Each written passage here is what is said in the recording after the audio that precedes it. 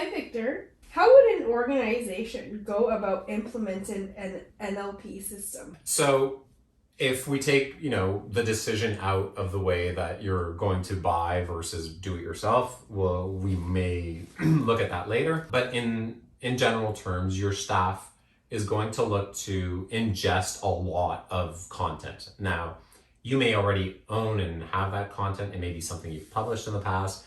It may already be ready for computers. So, it may be content from the web that you have or whatnot.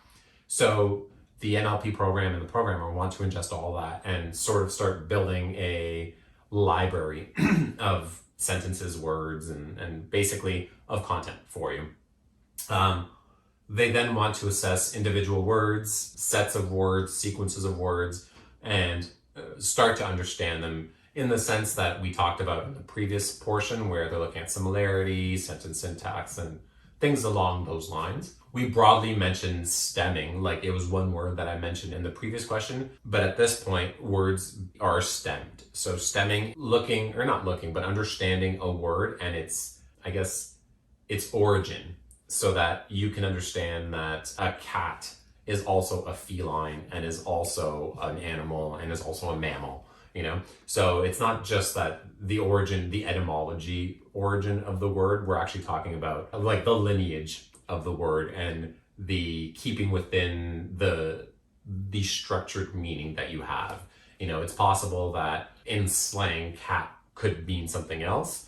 So within a sentence with the word cat, you'd have to understand that cat means the feline cat as opposed to a slang cat. It's a bad example, but I'm sure you guys can understand that slang can sort of get in there. Once that's all, you want to kind of reduce the fluff or the noise for the program. So at this point, you generally look to remove filler words, stop words, things that don't add more meaning to the sentence, don't really give it any more syntax, but they're there really for humans to have a better listening of someone's content or understanding of that content. If I were just to speak to you in nouns and verbs, you would probably understand what I'm saying, but it would be kind of odd to hear. So the computer programmer and program sort of start removing all that. Then you sort of go into a dependency parsing and you start reviewing the relationship between words. That's why you know that cat is a feline cat and not some other cat. So now you're looking at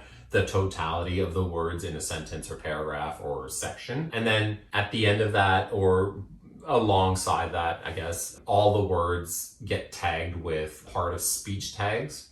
So that is, I guess, the determination or classification of a word as to whether it's a noun, a verb, an adjective, an adverb, whatever, because each one of those entities will matter differently and will get different weight in a program later. And you can treat them differently as well because now you have them classified. So that sort of all then becomes the input to a further program. You've largely ingested and digitized and understood the language, but you haven't built something on top of that. Now comes the work of, and it's probably your software engineers and AI, so data science people, will have to take all those signals and understand them and do whatever it is that you expect as your outcome. That's quite in-depth. I have a two-part follow-up.